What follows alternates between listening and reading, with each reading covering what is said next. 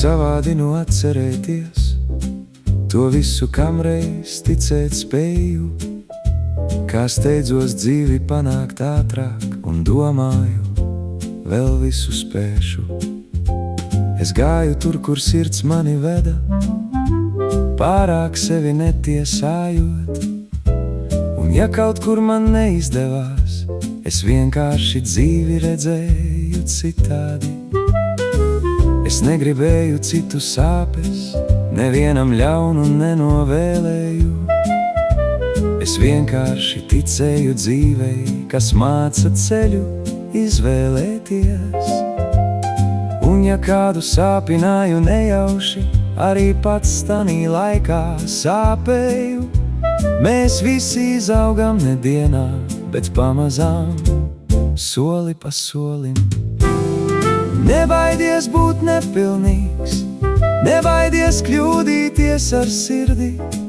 Mēs mācāmies mīlēt ne uzreiz, bet pamazām, dienu pēc dienas.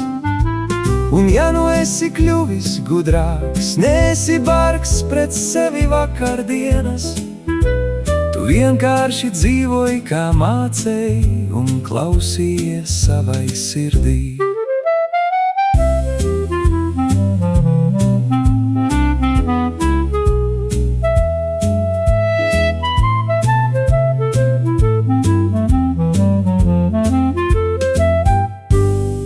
Paiet gadi, un tagad jau uz visu skaties daudz siltāk.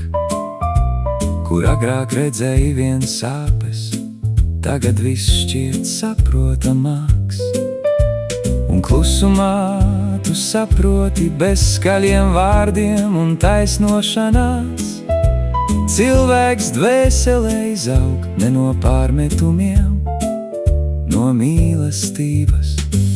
Un varbūt nav nekā svarīgāka par vienu klusu vienkāršu domu, kad proti piedot un saudzēt sevi no aizgājušās dzīves.